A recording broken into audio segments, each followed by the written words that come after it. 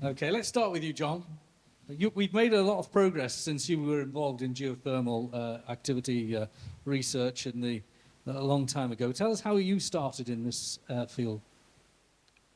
My epiphany occurred in Colombia back in '97.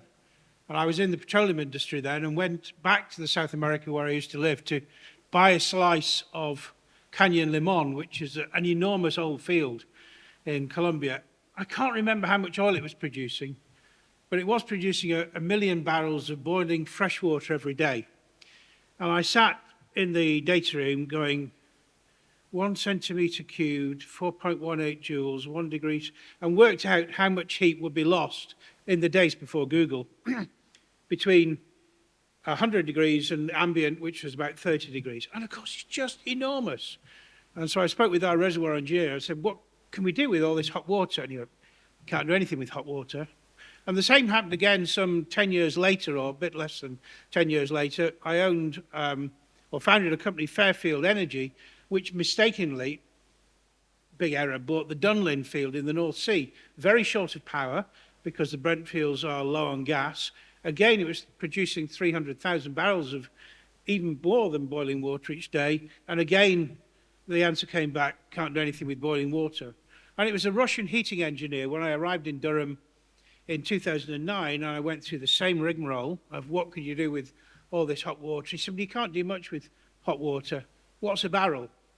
And when I explained to him what a barrel was, and there are about 6.2 barrels in the cubic meter, he said, well, he swore in Russian, he sat down and he said, we can do quite a lot with that because the volume of heat you've got is enormous. And even though the efficiencies of transferring that to power are very low at the temperature difference there, and that's what got me going. But there was a second epiphany, if you wish, and that was a colleague of mine, Charlotte Adams in Durham University, who worked on, we heard this morning a little from the water guy about mine water remediation.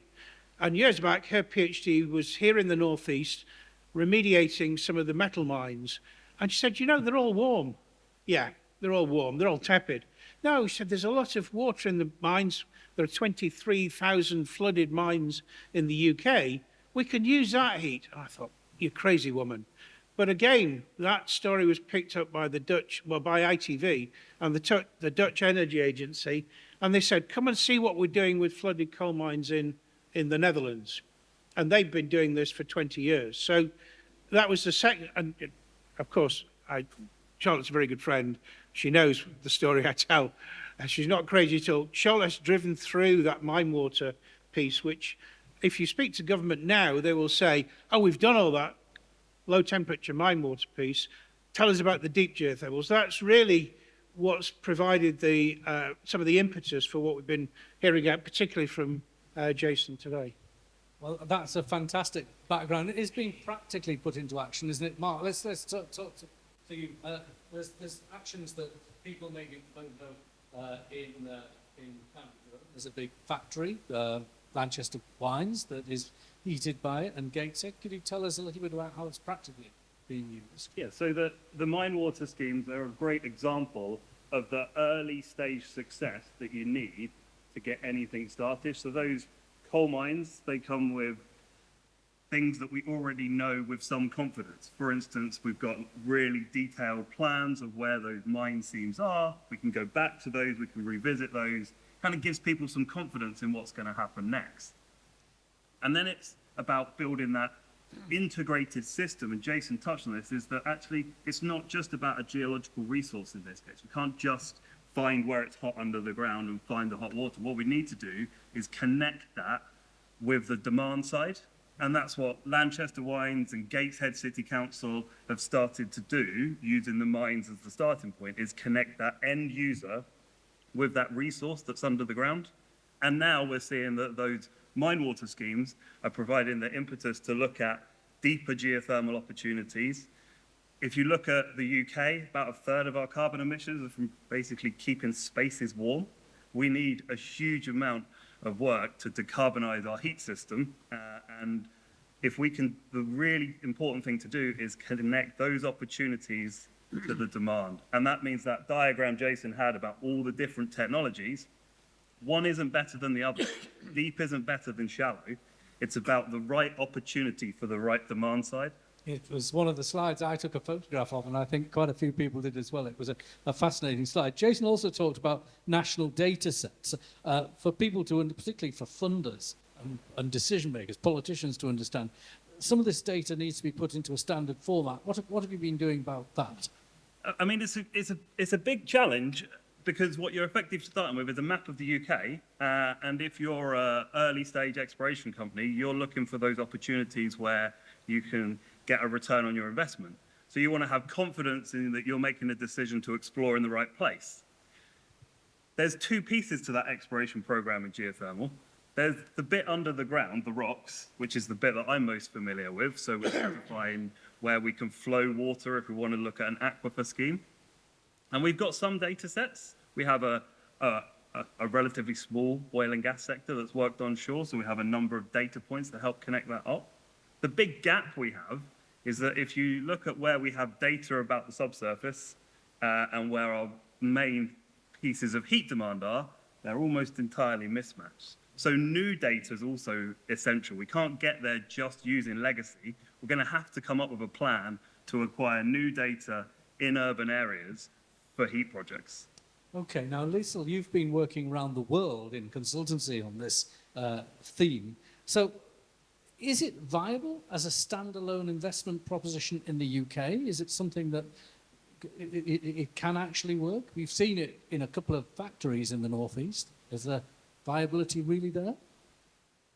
I would say yes. I mean, this is the, I think that what Mark just said is really important, that in order to really be successful, you need to understand what is needed and find a way of matching the needs with the supply. You know, you can go anywhere on Earth, and if you dig down deep enough, you can get the heat that you need. I know there's a lot of caveats in that, and it depends how much you want to spend and so forth. But in terms of this country and viability, I think that there's so many opportunities for decarbonizing our factories and our industries and getting heat into the residential sector and even power. You know, we'll see what happens down in Cornwall. There's a better geothermal gradient up here than there is down there, you know, or thereabouts. So yeah, the power story is interesting, but I think that the real opportunity is heat and understanding how it's needed for different places. And in your work around the world, you've commonly fallen on the theme of repurposing existing assets, haven't you? That's how it's ended up. Yeah, that's definitely a theme.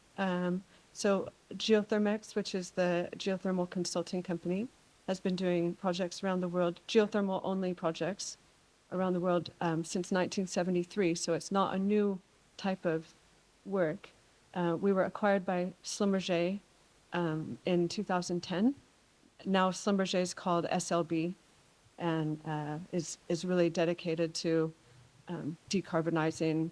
In fact, even the logo is the net zero decay curve going below zero. And, you know, so it's really a big deal. But we're being true to SLB, true to the oil and gas, you know, core client base, because there's a lot of infrastructure out there, both mines and oil and gas wells, and probably other stuff too. But yeah, we are seeing a lot of projects coming through the door of hydrocarbon companies wanting to make use of their assets that are watered out and see what kind of geothermal potential can be found there. Can I just add to what Lisl said about the repurposing oil and gas wells? There are about 2,000 wells onshore UK, and last year we did a study for the Environment Agency on the risk to repurposing those. So there are now definitive works on what might or may not work. When you talk about risk, are you talking about risk financially? Are you talking about safety risk? Safety risk. The financial risk is up to whoever decides to do it, but what's the integrity of the steel? what would you do with it, if anything, with an abandoned well or one which is currently operational. And what's the kind of parameters of the risk? The key concern, of course, is leakage, particularly if it's a repurposed petroleum well, is leakage of oil or gas to surface or into a potable aquifer. So it's really well integrity which is the main concern. Jason, you referred to the worries that people have that might be correct or maybe not, particularly in the fracking debate we've had, that it looks technology that's similar to fracking. It isn't quite the same, of course, but is that something that would be straightforward to answer? Again, I think public perception is important, really. You know, there can be sort of induced seismicity from drilling deep wells. You know, when you want to try and improve the conductivity of some of the more, you know, some of the less permeable rocks, you know, that is a technology that we would want to use. But again, I mean, there's been some really great innovative examples of how you can use public engagement to overcome those risks. So, yeah, I mean, Andrew Briggs, Stoke City Council, did some really innovative work with school children and monitoring ground-borne vibration, just to engage the public to understand, well, what does ground-borne vibration actually mean, and is it something we should be concerned about? So I think there are really good ways that we can try and, you know, challenge the public to overcome those and really sell the positive benefits of geothermal, because, you know, that is the goal here. Of course, it has been something in the northeast of England that's been going on for 50, 70 years. John, you were telling me before we met today about the Rookup colliery in... Rookup borehole. Yeah, tell us the story about that so we fully understand the This is quite the history. Yeah, it's quite a lovely story. So back in the late 50s, a young scientist working in Cambridge by the name of Martin Bott was sent up to the wastelands of the north to do a gravity survey over Weardale. And having done his gravity survey, he noticed that if you like, the amount of gravity was less over Weardale than it was over the Northumberland area to the north or the Stanhope area to the south. And he postulated that somewhere beneath Weardale there may be a granite, which is less dense than some of the surrounding rocks. And, you know, as things were in the late 50s, early 60s, he became a lecturer at Durham University, and his boss at Durham also was the boss of the British Geological Survey. And between them, they drilled a well in 1961 at Rookup, right in the core of the Weardale itself. And not only did they find granite, but they unexpectedly found hot granite. So that was the first borehole that was drilled in the UK, nominally for geothermal energy. Martin continued to work. He got his Fellow of the Royal Society for that. And he continued to publish until just before his death in 2018 at 92 on Weardale and the geothermal potential. So in a sense, what Stuart's now doing is perhaps realizing the legacy of 50 to 70 years worth of analysis, and it's not been the only borehole. These were followed up, as Stuart said, in 2004 and 10 and so on. But yeah. Thank you. Now, Mark, I'm going to give you the last word because we're going to break for coffee in a moment. The white paper has drawn quite a few conclusions. Is Jason right? Is it the possibility of a fledgling industry that can make the kind of contribution that offshore wind is about to make? It's a big question. I think the key is about connecting up all the individual organisations. I think we heard from the panel talking about EV that they've got that connectedness in place and they know it's going to enable things, and I think that's key. But the connectedness is quite complicated if we look at the delivery of heat. We've got a number of different stakeholders. Those stakeholders span regional government, they span local councils, and then we still need to identify who the operators of a geothermal development are going to be. And while there are a handful of small companies, if we really want to kind of harness the petajoules that might be down there beneath our feet, it's going to take something more than just a handful of small SMEs. It's going to take something that scales that up. And I think there are initiatives now. You know, there's support from the likes of the Net Zero Technology Centre to kind of establish a national centre. Thank you, Mark. And so I think anything that we can do to get to the place where some of these other energy sectors are, where they've made those connections and start to build those links, is what will enable us to really harness those petajoules. Jason? I think there's a sort of an important distinction here as well. I mean, look, we're not suggesting that geothermal should replace offshore wind. Of course. Having that right balance of the right technologies in the right place. And, you know, Mark alluded to that earlier, and I'll also paraphrase sort of what Amanda said earlier as well about, you know, the horses for courses and what's applicable at the right locations. But geothermal gives you a fantastic sort of opportunity for baseline heat, which is reliable and continuous, sustainable and local, which then complements sort of offshore wind, which is then, you know, providing sort of power, you know, as and when you know, the wind blows. So that balance is right, and we should look at it as being the right mix of renewable energy sources for our needs. Yeah, we can't cool the earth. We might mismanage the project, but we can't cool the earth. And as Jason said, local is also very important. There can be no Middle East of geothermal. I'm going to squeeze one question in. Yeah, locally, you can't be in the Middle East. Very good line, very good line. Seb, do you want to just ask a quick question? Hang on, just wait for the mic. Thank you. Because, you know, it seems like the district heat network stuff is the bottleneck here. But the reality is infrastructure like that is like the roads. You know, it doesn't just help one organization or one business or one sector. It helps loads of people, right? Yeah, and it's very future-proof. You know, if we hit nuclear fusion technology in 10 years or 20 years or 50 years, it can plug into heat networks that already exist and can be maintained and be there, right?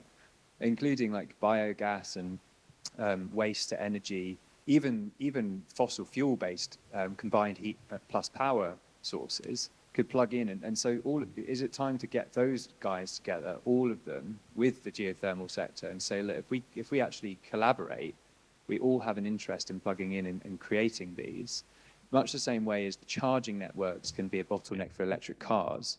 Of course, building and digging up the ground is disruptive, and there is a public information point about it. But what it could do if we all actually combine and pool our resources is huge. And the amount of energy just goes without saying. You know, it just seems like, and from my perspective, there's minerals as well. There's the critical minerals, which in certain regions could be viable too, to just knock the economics out of the park. And start making this happen. I'll get Mark to answer that, and then we are going to break for coffee, or we'll have a coffee break. So I don't think that the heat network projects are a bottleneck at this point. So at the moment, district heating supplies about 2 to 3% of the UK's heat. Government has set a target to get to 18%, right? So they want to scale that up. There are things in place now that are starting to enable local areas to actually seriously consider the cost benefits of geothermal. So things like heat network zonation, which start to say, if you're Newcastle and you've got a heat network in the north up by the RVI and you've got a heat network over in the West End, actually you've got this big zone of heat networks and you need multiple energy sources for your heat network, which is forcing those heat network zone projects to evaluate different criteria.